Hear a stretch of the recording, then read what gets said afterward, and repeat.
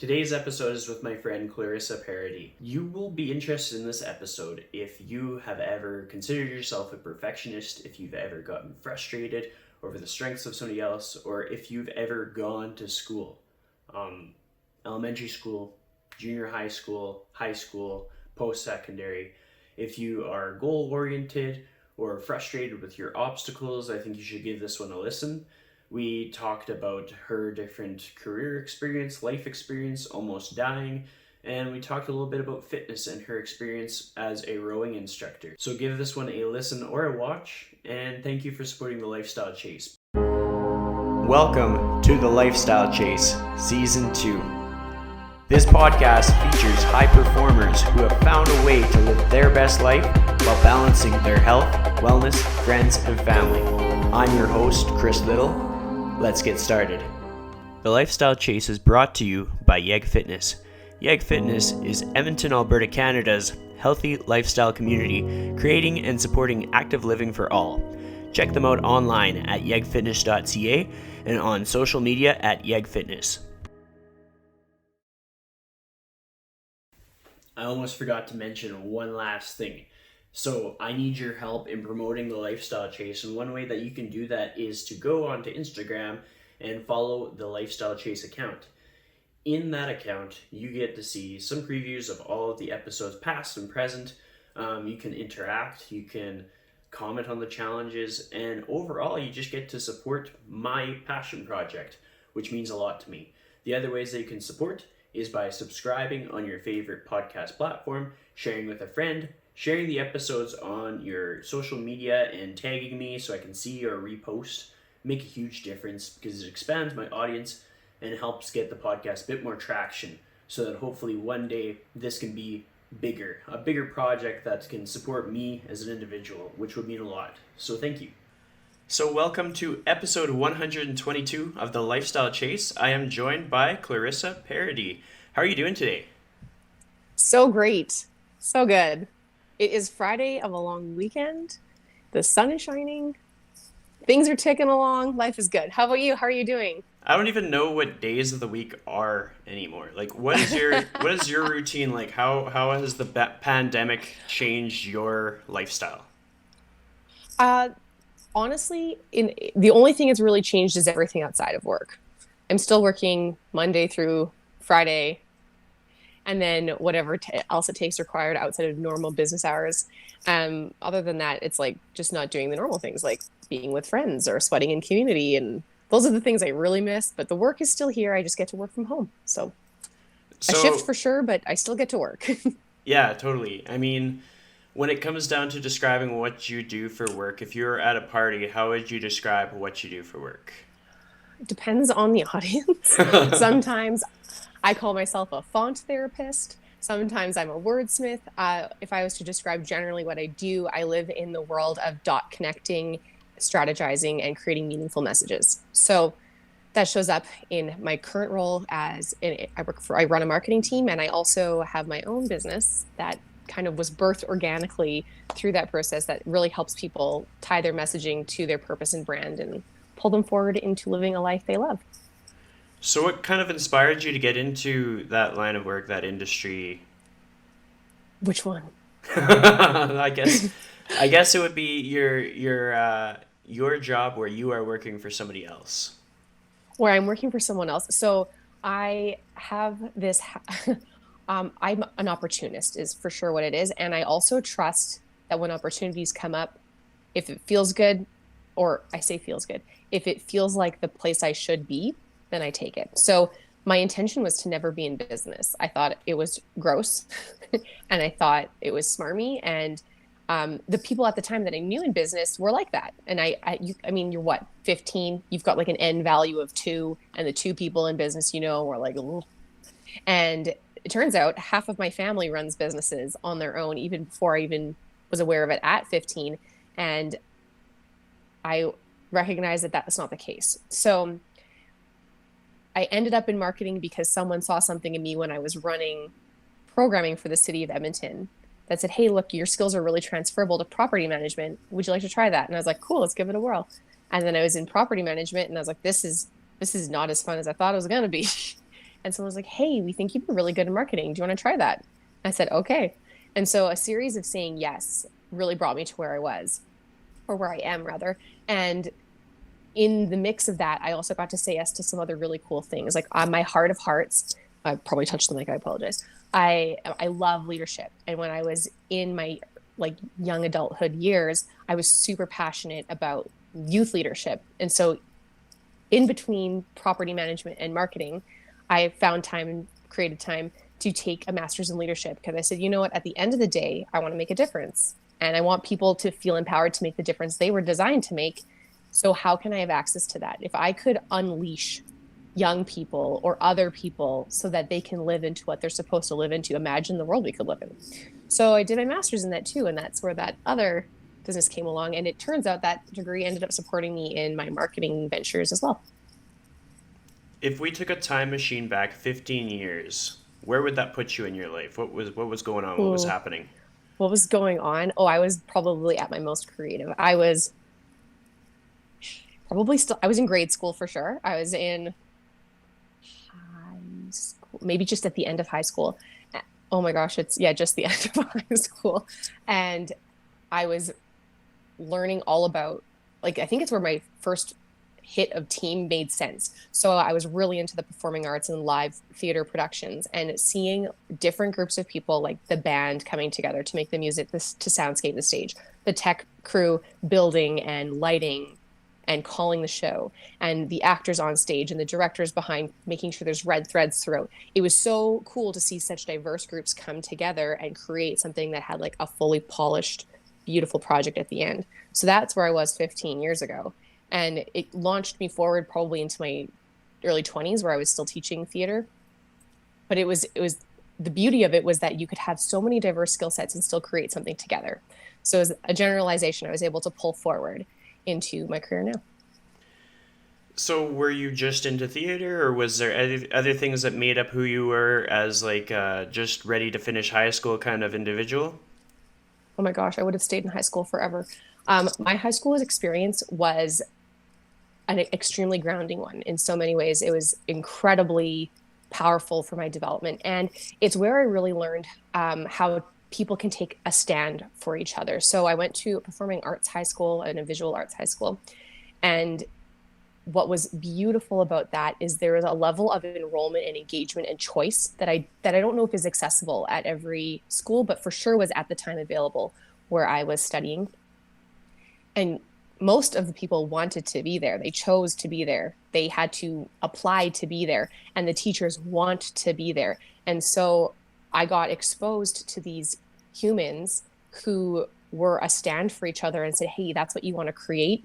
How can I help?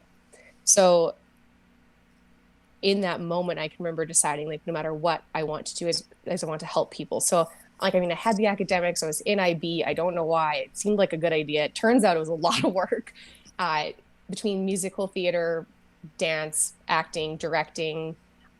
That was my entire life.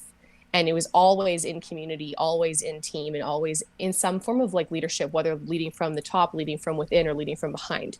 I was always in a space where I felt like I could make a difference. So yeah, basically just the arts and leading at all times. What inspired you to go into that school, that environment, that community in the first place?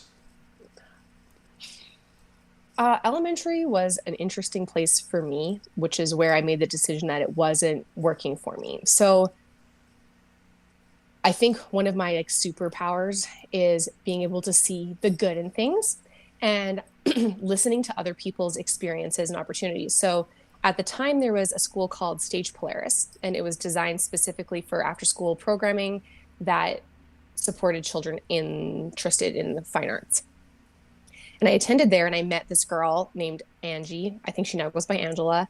And she was like, she was such a, oh my gosh, you need to go to this school. Like, where I was attending school, the junior highs in my community, although they had great people in them, they also didn't support where my heart and passions were. And she's like, if you want to grow, if you want to like, whether you stay in the arts forever or not, like this is a place you'll feel like you like belong here. These are where your people are. And I remember just clearly hearing her stand for what was possible for me. And then talking to my mom and saying, hey, listen, this is an opportunity. Like, I really want to go here, and enrolling my mom in that vision, and then also rallying the troops to enroll that vision as well. So talking to my grandparents, getting Angie to talk to my mom, all of those things, I was like, this is where I belong. Because at the time, it was weird that I loved school and that I loved the arts and that I was fully free in my self expression. That's like pretty, like a grade 6 kid, grade 5 kid. That's when people, like, I really noticed a peak in our school for like cliques and bullying. And I just was like, well, this is what I like. Like, you can call me dictionary. That's fine. You should try reading it. There's some great words in there. And I just was like, that's where I want to be. So finding out that the school I was interested in, or that was there, that existed, that I didn't know, I had an interest in, was both academic and full of the arts. I was like, that is for me. Take me there, send me there. And I think this is just a testament to, like, not just specifically to me, but to anyone who's like, oh my gosh, that next thing, I'm on fire. I'm full of joy. I can see the possibility. Like, I would dream about it. And I can remember like imagining what it would be like to go there, and the people that I would get to meet, and the friends I would get to have, and the like experiences and the possibilities, and like some of the fear and the unknown. But it's one of those traits that no matter what I do, even going forward now in my life, I'm like, oh my gosh, when I can feel it, see it, taste it, touch it, dream it, I'm like, that is what pulls me forward, like creating that really big shared vision, and for myself even, and really getting clear on it. Like, it opens up so many experiences. And if it wasn't for that, I think how many times would I have like missed out, or maybe not had the access to even coping mechanisms as adults. What I learned, interestingly enough, in my adult years, is a lot of the drama warm-up exercises we did are also some of the same things that are taught in like a variety of therapies to like calm yourself down and get yourself grounded. And who knew actors do it every warm-up? So it was just skills that I was able to take through life when I was like, oh, I need to feel grounded. I didn't know what I was doing. I just knew I'd learned it in drama and it worked for me. So to kind of close the loop on that, what had me interested is that someone saw a vision and I said yes. And then I immersed myself in that vision, and then I let it pull me forward. So when it comes down to the first 3 years after you graduated high school, like, where did you see yourself going, and what actually happened? Like, Instagram versus reality kind of thing. Oh, fun. I love this game. Um, I have never known the title of my job ever. I've known what I wanted to feel like. And I think at a cellular level, when you know what it feels like, there's like a kind of memory that's in your body. Like, when, for example, when you ride a bike and you sit on it and you're like, oh my gosh, I haven't done this in a while, but oh, this feels, I know how to feel this out. I know where my balance is, where my center is. That is how it worked for me. So for my first job coming out of like high school, I was like, I know I want to be where I feel self-expressed and joyous and playful. So I ended up getting a really great job at an overnight summer camp, which was unbelievable. And it was filled with like ready arts, community, culture, like everything that I was like, whoa, this is amazing.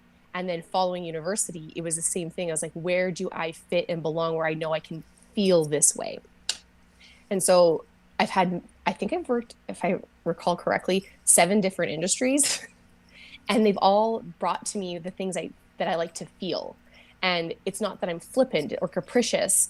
It's that I go where the passion is, because every single time I get bigger and better. And it's not about tenure, and it's not about making sure you've stayed with a company for like 10, 20 years. It's about, are you living into what lights your soul on fire? Because when you are a light and a lit, imagine the impact and the light and space you hold for other people. So what I anticipated was that I'd probably teach, because I didn't know what else would make me feel self-expressed and alive.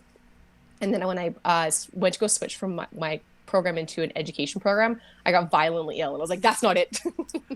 So I stayed in my degree of psychology, focusing on like, it was an arts degree, but I loved neuroscience. So almost all my courses were neuroscience the second I was able to take them. And although I did a psych Spanish degree, I didn't let it dictate my future. I get this A. So now I run a marketing team and have like a consulting coaching agency. So you just never know how it'll fall out. And I think the whole I don't know if always following your heart is like the best decision, because I know sometimes my heart is brought to things that are maybe nostalgic and are familiar rather than serving me. what I've developed over time, discernment, to really connect with what will make a difference and impact in my life and what brings out the best in me rather than the familiar in me. And I think that's really where life is going, because I don't know if I'll be in marketing forever. Who knows? Who knows? Probably not. But it's what brings you forward, you know? So, what was your very first day like on that marketing job? Okay, well, I'll go to when I first the current job I have where I switched um into like it's all very amoeba-y and it absorbs each other and it changes shape. So my first day at this current job, I was I was so excited. I wasn't originally running the team fully and on my own, and I just saw possibility. And I think there was a level of like people felt like they knew what they were doing. And I love when people are confident in their jobs, but also curious enough to like ask for new opinions and ideas. And I was super, super pumped about that. And over time, like ups and downs, you know, there's people that work well with you, there's people who don't. And now we're in a space where it's like, I have this amazing, like amazing team who is so they're together. They are just collaborative and supportive and energized, and they are quick to take the lead from each other. So they really know how to banter together, which is what I've always dreamed of. So although I think it felt more of an island when I first started, I think we now have a really cool sense of togetherness. I like that. When you talked about the seven different industries that you worked in, can you think of like Yeah. three lessons that come out of that really stand out? Three lessons from the seven different industries? Three lessons from the seven different industries. I think one of the biggest things I learned was having integrity with yourself. So there's been more than one time that I've had to switch or leave. I can remember making, maybe not in that moment quitting, but making the decision that this is no longer for me and not making myself wrong for the switch. So just because you are leaving an industry or shifting into a new company doesn't mean you failed, doesn't mean you're wrong, doesn't mean you are bad. It just means you need a shift or you want to shift or you choose a shift. And also and being clear when that time is for you. The first time I learned that I was severely out of integrity, I had been with the same company for 5-ish years. And probably at year 2, I was like, I can't do this anymore.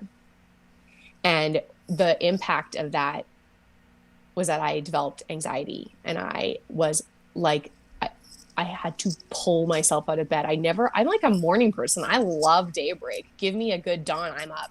And I would jump out of bed for most things that like make me not feel like junk. And I ignored that. And what ended up surfacing out of that is I almost died twice during that job. And my body was just like, hey, you're not listening. So like, we're going to put brakes on you. And that's probably the biggest lesson out of everything I've learned so far is like have integrity with yourself and where you are in and out of alignment with your values. So that's probably my top lesson. Another really big lesson is there are strengths in others that'll frustrate you.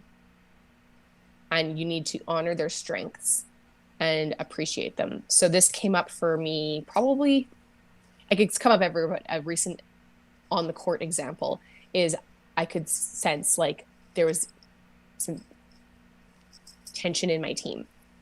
And like one person didn't like how person B did this and person B didn't like how person C did this. And I was like, man, but you guys were all hired for those very reasons that you're complaining about.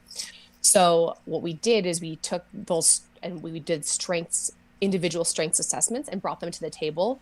And then we mapped them out as to why they fit within the organization. Because sometimes just because I'm not like a super detailed person, I can get frustrated with people who are like super detail heavy because I'm like, oh my God, like what's the point? Like keep moving. Like we don't need to know this. And it's not true. There's value in that.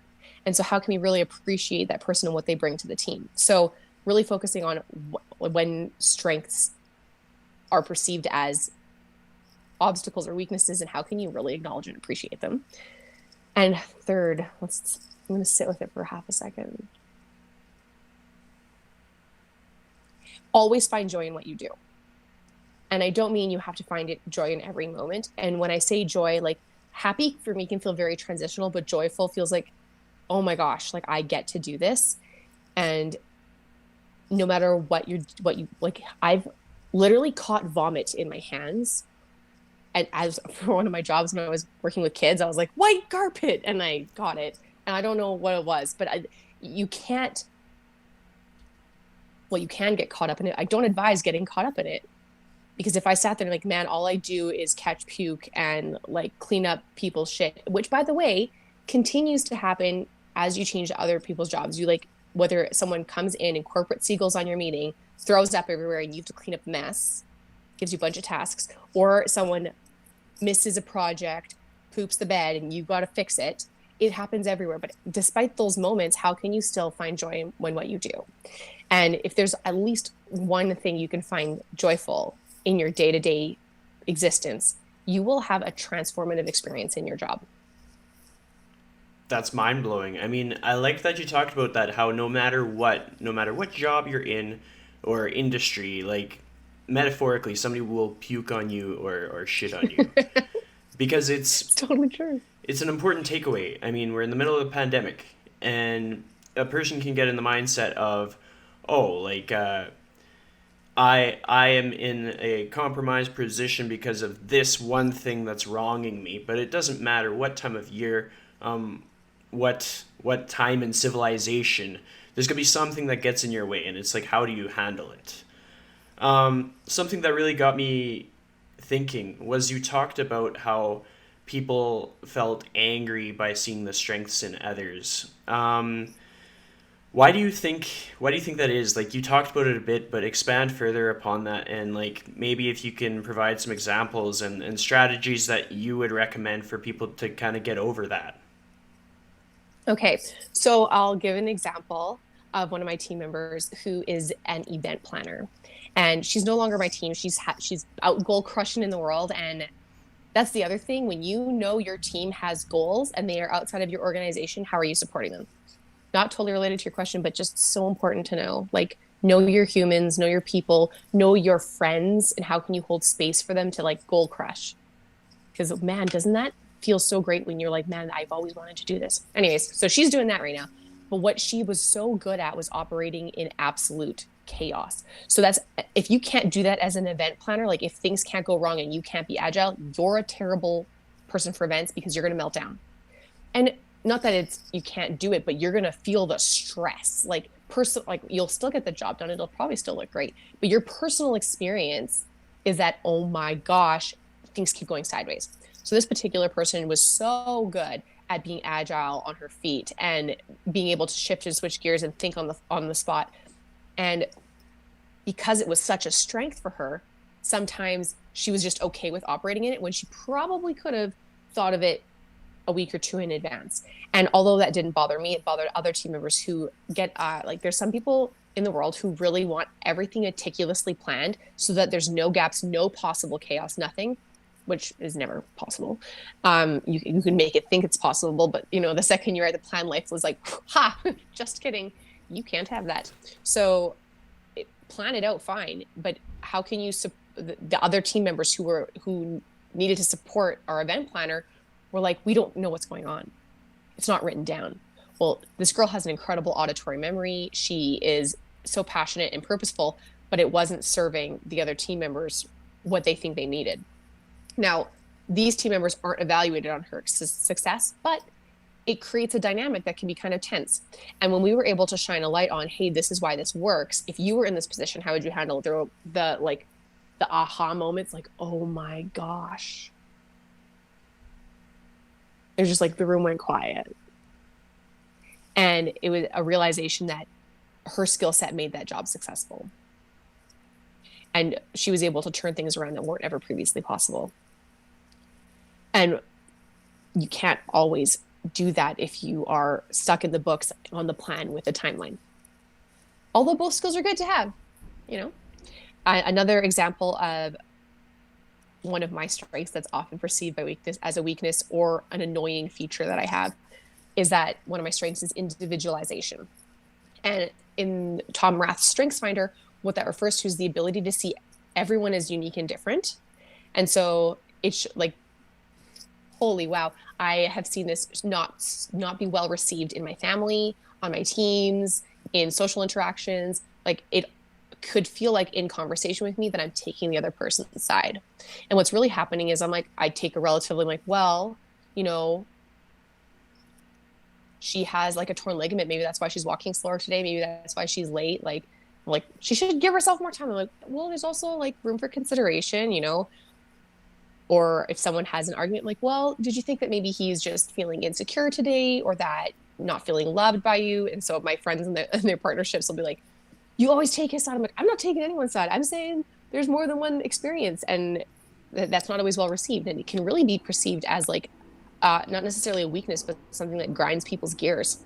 And so I think when you're really clear, as clear as you can be on people's strengths, you can really appreciate them. And then rather than going into judgment, you can go into clarity, because judgment makes things murky. Judgment makes you right and them wrong, or you wrong and them right. It creates separation, when really what you could do is, rather than narrowing the vision, you could open it up.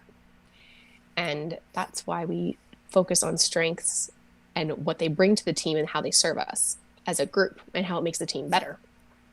Well, I think that's important in any industry. Like I see that a lot in the fitness industry, in how like yeah, you can get upset that somebody did some cool booty workout on Instagram, or you could highlight it because you couldn't possibly do as good of a booty workout on Instagram and just send everybody to that one. And it's just like collaboration moves everybody forward.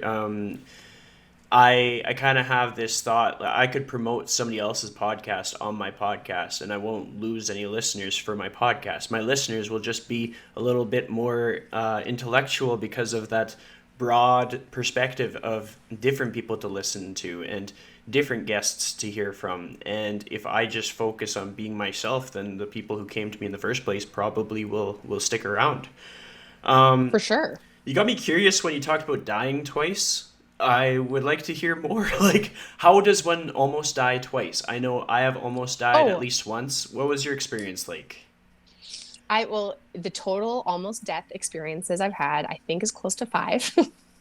But during that particular time, I had like not so great things. So, um, the most wild one was like, it was 2014, and I almost died from appendicitis. And who in 2014 almost dies from appendicitis?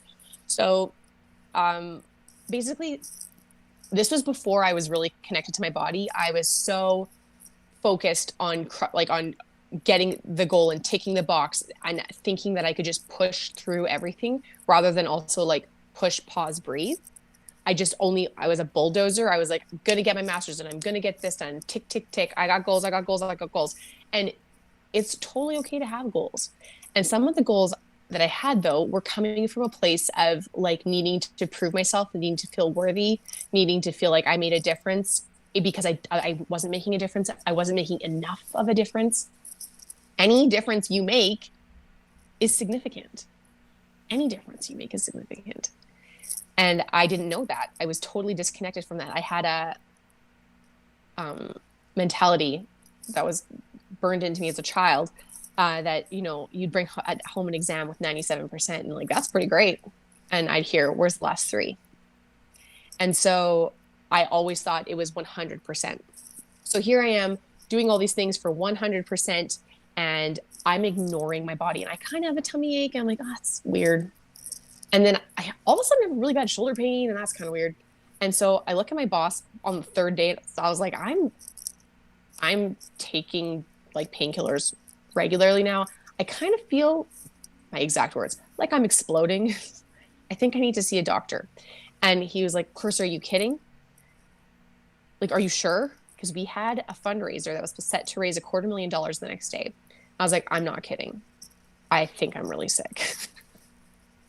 And so I go to the hospital, and by the time I get there, there was no radiology tech. So I had to come back the next day. They examined me. Someone had to come see a doctor. By the time I get back, they send me home with some mad cocktail of injected painkillers. And then they're like, so your appendix is really bad.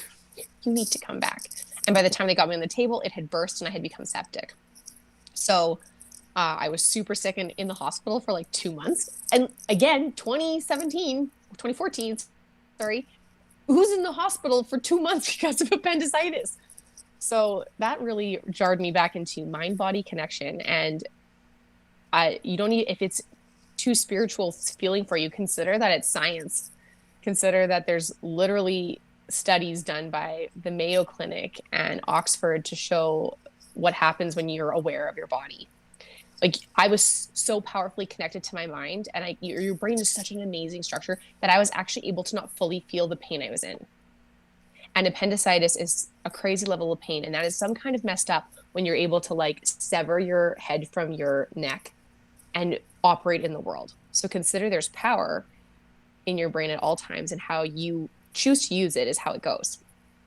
So I will always practice mind body connection from now on.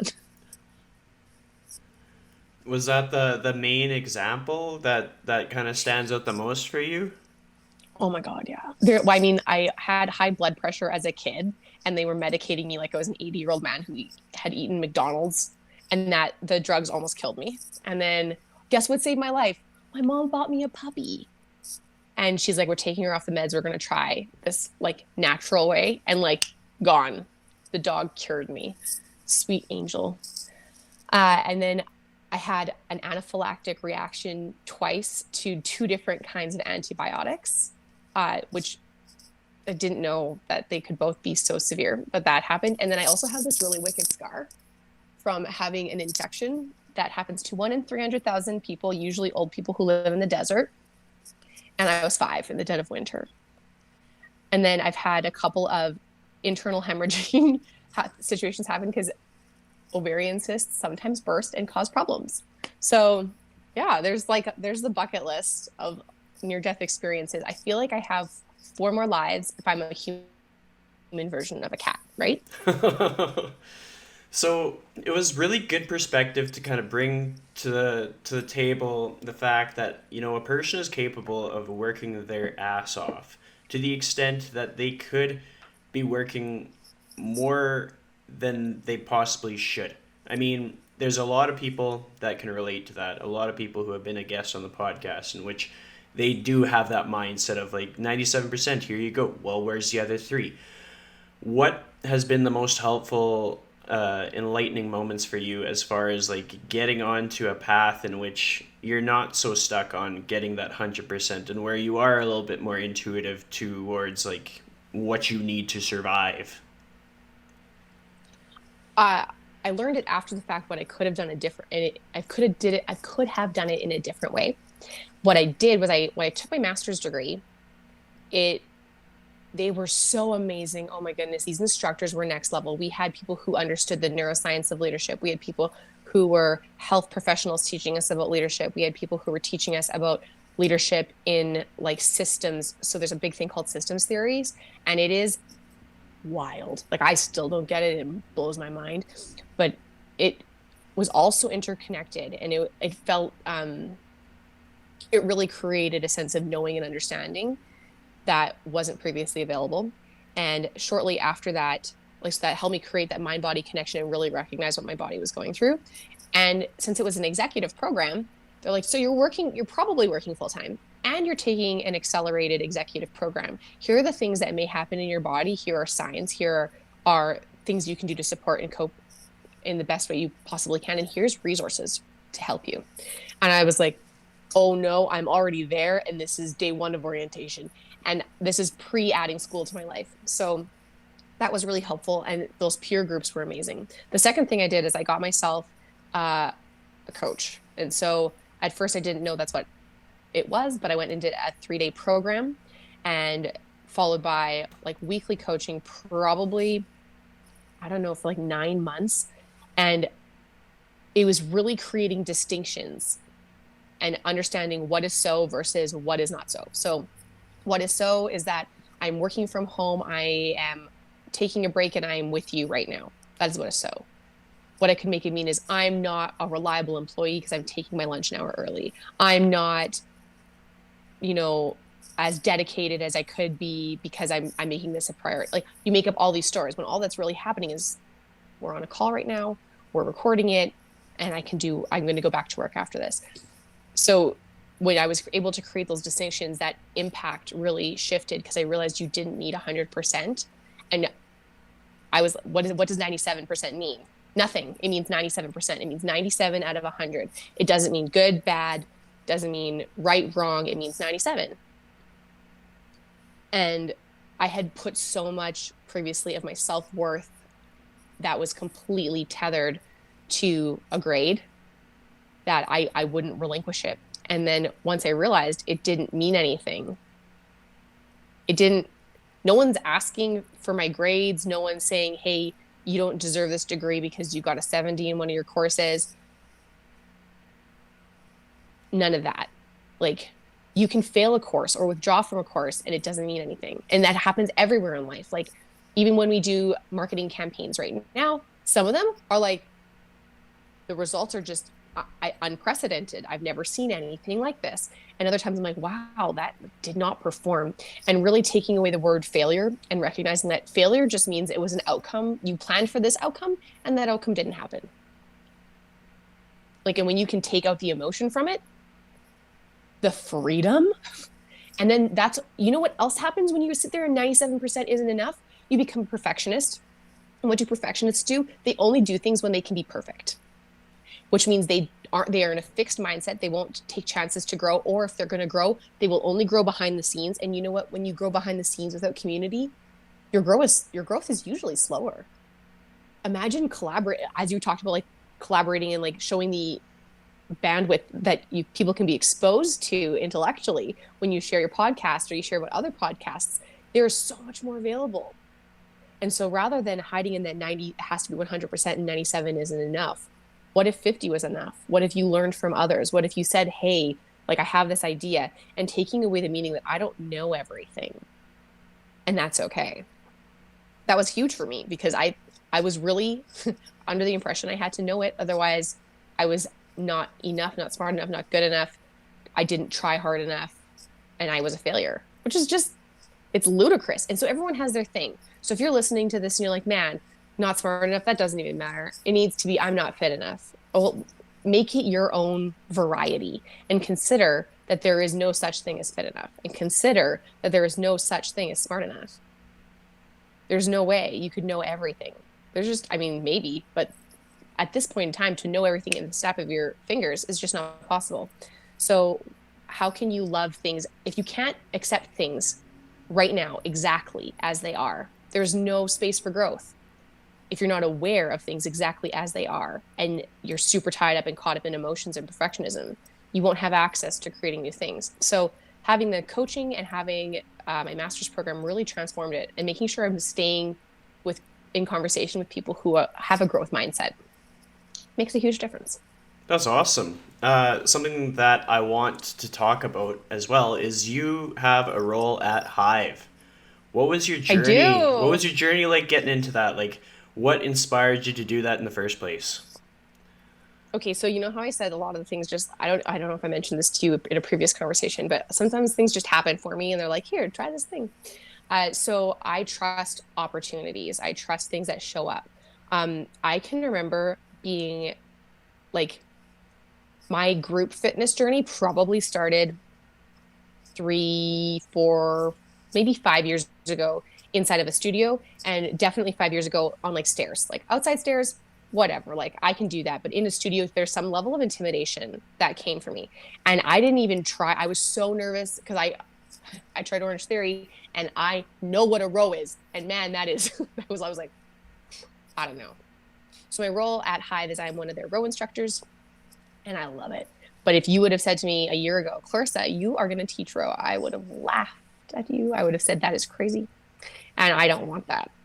And so this is the powerful thing about being open and saying yes to when you are nervous, and letting go of you might look bad, or like you don't know what you're doing, or you might get sick in class, or whatever's there for you, just being like, okay, it's there, and I'm just going to hold it in time and space, and I can acknowledge that it's there, but I don't have to like hold on to it and squeeze it in and keep it for myself. I can just leave it over there. So what ends up happening is I get invited to a row class by one of my friends, Alyssa. And she's like, Clarissa, let's go to row. I know you love working on the mornings. Let's go to a 6 a.m. row class. And I'm like, oh my gosh, we're going to die for sure. This is not going to go well. And I go, and all of a sudden I realize, like, oh my gosh, this is also a learnable skill. Oh my gosh, you can get better at this. And then I got really excited and started going all the time. And then I started bringing other people with me. And then one day, Hive posted about row instructors, and I tagged my friend Powen in it, kind of as a tease, being like, hey, Powen, you should be a row instructor.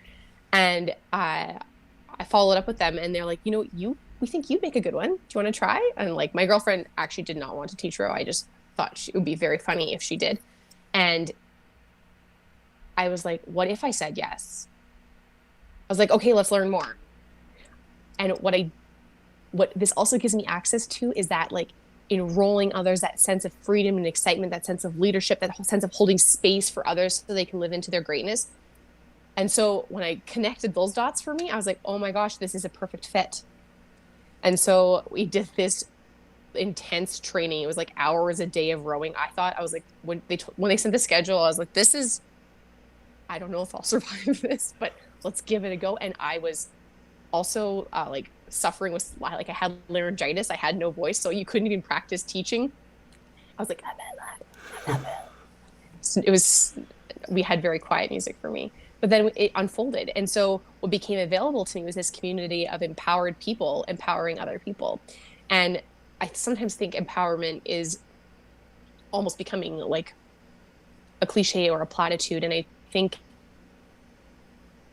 whenever we hear those kinds of sayings, if they become so common, there's a reason, like there's power behind the words. And really sitting in and connecting with even Bree, who's the studio owner, and seeing what she does for others and how she's quick to find innovative solutions and the love she has for her family and I was like, wow, this is a great place to be. And going into the studio and teaching, holy moly, like, who would have thought that, in my 30s, I would be like, you know what I should try? I should become a row instructor. I wouldn't have. And so getting out of that mindset and forgetting any of the stereotypes or rules I put in place for myself and where I should be right now versus where I am, and just looking at what is in alignment with who I am and who I want to become, you find the best experiences. That team is amazing. Those girls are so much fun. I love going. It is such a hoot. So you had a little bit of doubt as to whether that was kind of like the role for you, if you could see yourself being a row instructor, and then you went through that process and now you are a row instructor. Mm-hmm. Do you find yourself in similar situations in other aspects of life where you now have tools in the toolbox to get rid of the self-doubt? Oh, for sure. One of the fastest thing I can do is actually I have a post going up about it today, I think, tomorrow. It's about, like, what if that thing you believe about yourself really isn't true? What if it's not true? Like, so many times we assume that the thing that we think is true about ourselves is so true that we don't even think to look at it, which is crazy. Well, why would you look at it if you think it's true? So the practice of self-leadership, leading self-awareness is super important. So my original apprehension about being a row instructor is like, I'll tell people, or I would have said in the past, oh, I just don't think I want to do it, which is a really beautiful cover up for, I don't think I can. What if I'm not strong enough? I don't know if I'm good enough. Like, that's a really good wall for something that's masking something totally different. And I let myself off the hook all the time. Oh, I just don't want to. You don't want to? Is that really what it is? Or is it something else? And so developing a self-reflective practice and working with people who are good at it, whether it's a coach or a therapist, and bringing out those prompts will give you the chance to do it. So for tactics to walk away from today is like, what do I hold as absolutely true about myself? And write down 5 things and then look at them and say, okay, is this really true? Like, and look at the things that you don't love about yourself. Like, I really don't think I could ever do the splits. Well, is that 100% true? Like, do you know for sure? You can't do that? Okay. I don't really no, I don't really think I can run a business on my own because I've never been a solo entrepreneur. I need my full-time job and I need to be an entrepreneur. Well, have you ever tried just being an entrepreneur? Would it look different? Would you treat your business differently? Like, do I absolutely with 100% certainty? No, I can't. And so that's getting rid of the self-doubt. Like, there's very few things in life that are certain. And what's interesting about this pandemic, it is one of the first times we've ever been aware of our uncertainty in recent times. Like, if I really think about it, I trust that I get in my car and I can drive anywhere and I'll arrive there. Do you want to know how many car fatalities there are in a year?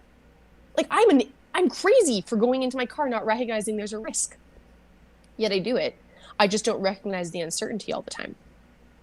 And so if you're able to zoom out and recognize that you can't possibly with certainty know anything for 100% and consider that rather than a fearful thing as a place for possibility, you have access to new transformation, you have access to new possibilities, outcomes, ideas. Who knows what'll happen?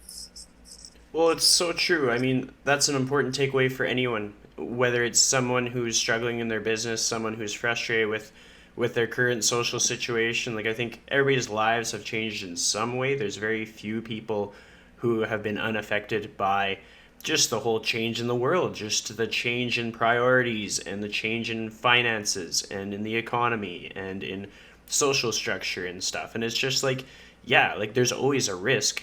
So how are you going to face it? How are you going to handle it? How are you going to move forward? Absolutely. And it can feel, if you, I can't even remember who wrote it. It's like false evidence appearing real is fear. And so, I mean, you know what? There is definitely things to be afraid of. And the experience of fear is real and uncertainty is real. But uncertainty doesn't mean fear. You know, I want to know how many people, when they propose to their partners, are feeling a little like, oh my gosh, is this person for sure going to say yes? Like they don't know, but they still do it. I've seen, I've seen epic fails of proposals online where guys will propose to their person in the middle of a big NBA game and the girl's like, and so, I mean, that takes some level of courage to say, I'm going to publicly propose to someone because they may say no, but they're going to go for it thinking the person's going to say yes and live into the possibility, even though the outcome may be a no.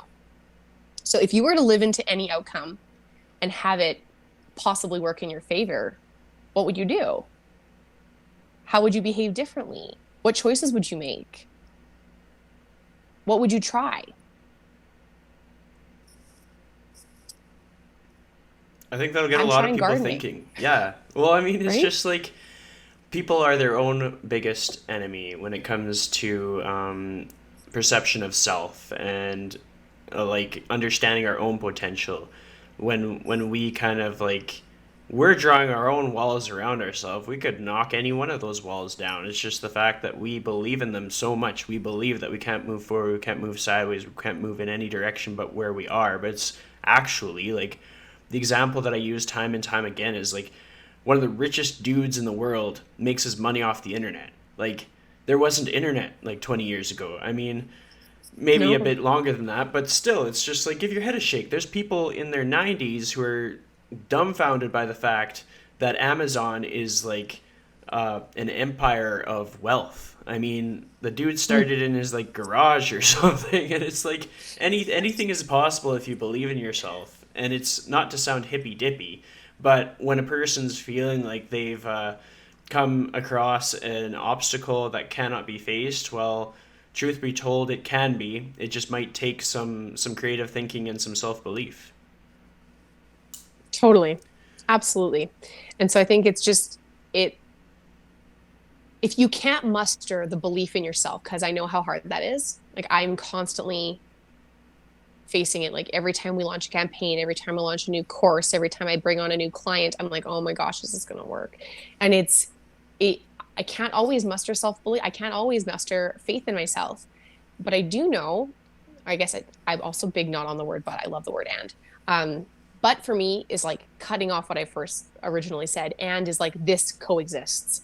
So although my self-doubt can exist in those moments, I can also be like, there's a possibility that I don't know yet. You know, sticky notes were an accident. They didn't know what they were creating. They were trying to create the strongest glue ever. They, you know, even if the outcome isn't what you expect, is there something you were generating that wasn't previously possible? And what are you going to learn when you come out of it?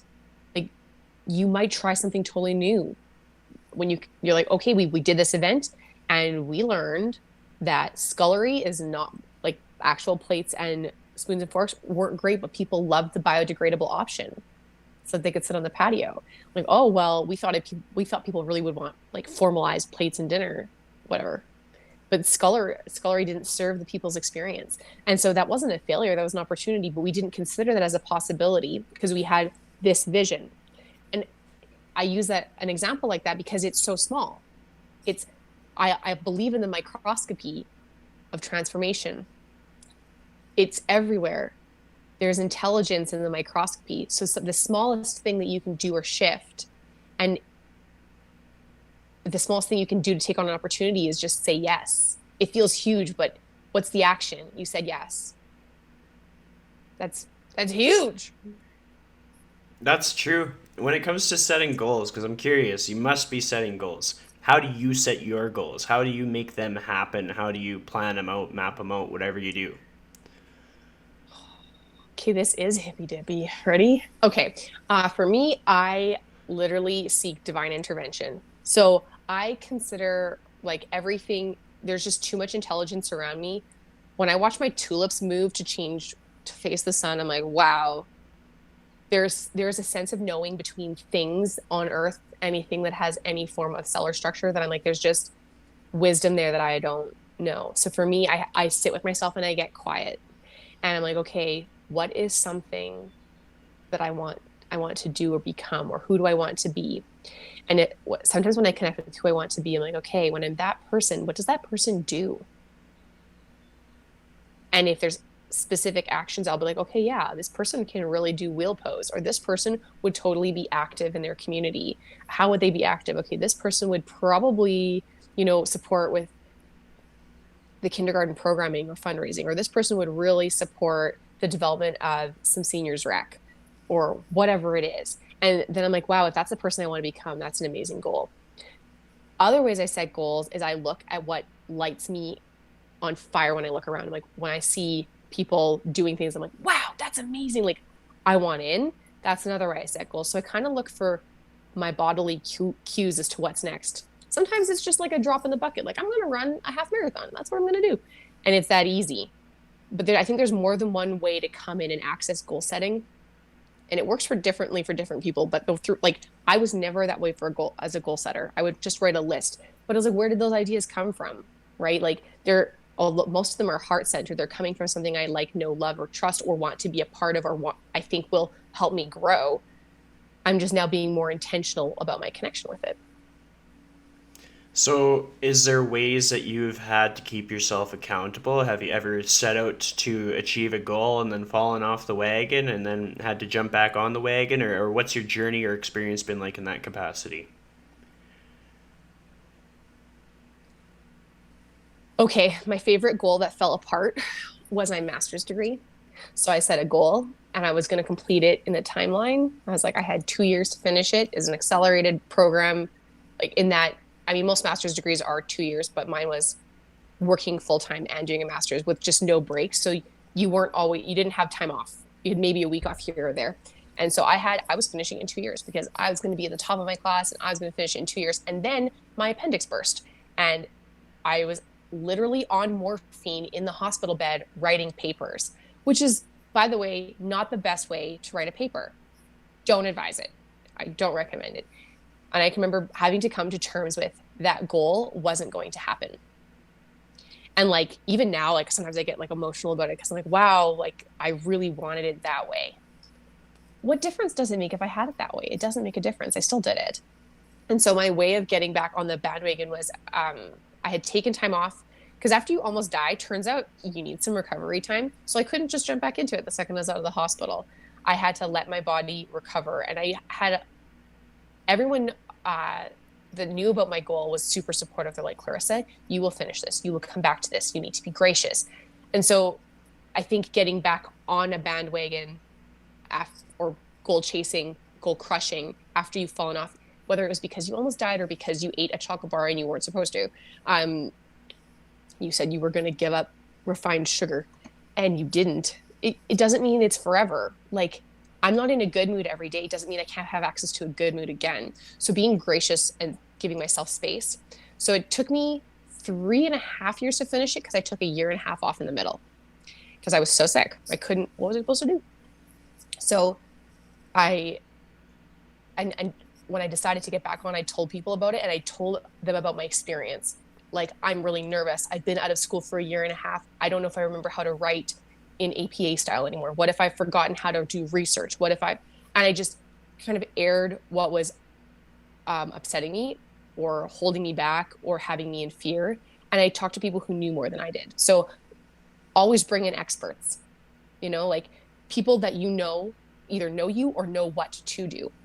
And one of those people was my aunt, who is just tremendously empowering and so gentle. And she was like, Klarissa, let's say you forgot how to format APA. And I was like, okay, you've totally forgotten this. Okay. She's like, how would you figure it out? I was like, well, I'd go probably on Owl's website because they have a really good AP formatting. She's like, so you could figure it out. She's like, I was like, yeah. She's like, okay, how much time do you think that's going to take? I was like, well, probably like 10 minutes. She's like, okay, so do you think you could do that you think you could do it in 10 minutes? Yeah. And like had someone else break it down for me and like echo what was possible. And I was like, oh, it just feels scary and it's not. And so this ties into a lot of things that feel scary. Like, when you're in it, it feels like a century. Like, have you ever cried and like you realize, like, you feel like you've been crying for an hour and you look up and it's only been a minute or two and you're like, wow, that felt like 2 hours. When you're in emotion and it's rushing through you or you're in fear, it can feel like time has expanded and more time has passed than has actually passed. And when it comes to goal crushing, fear can really get in the way. So make that false evidence appearing real be known as false evidence appearing real, and it'll get you back on the bandwagon. Well, I think that was a great way to expand on that. I mean, when you were talking about it, the first thing I thought about was anybody in post secondary right now, anybody just graduating high school, that fear of like that next step, or that fear of, or just like the loss of what they expected to happen and what actually happened. And I Mm-hmm. think it's a great takeaway to understand, to just like break it down. What is it that bothers you the most? Are you really losing that, or is it just going to be restructured, maybe happening later, happening differently? A lot of the innovations that I've seen, making the ceremonies still happen, but in a totally different way, have been really cool. I saw somebody receive their grad dress in the mail, and they still were able to showcase it to family. They were still able to do a backyard thing. And honestly, like from my perspective and my life experience, I think that means a lot more. Like when you have the people who like, when your heart is happier, when those specific people see it, it means more than the other people in the crowd that it wouldn't have mattered otherwise. So like, just because you're missing out on a gathering of 100 people or 1,000 people or 5,000 people doesn't mean that you can't go through the exact same like emotional process that makes you feel better about having achieved that accomplishment. Because sometimes it's like 3 people are the people that make you feel better rather than like 1,000, 2,000, 3,000. Totally. And I think you make such a great point. Like, it's tying back to that feeling thing that we've talked about a few times.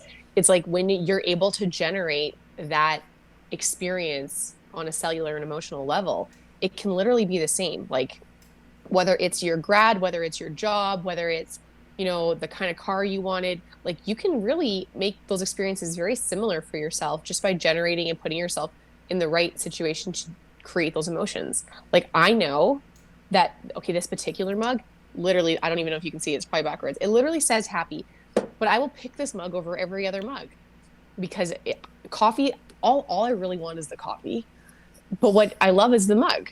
And I know it's tiny and little, but it's going to make the difference for me. So what are the things that will make a difference for you? And can you let go? See, expectations will kill you.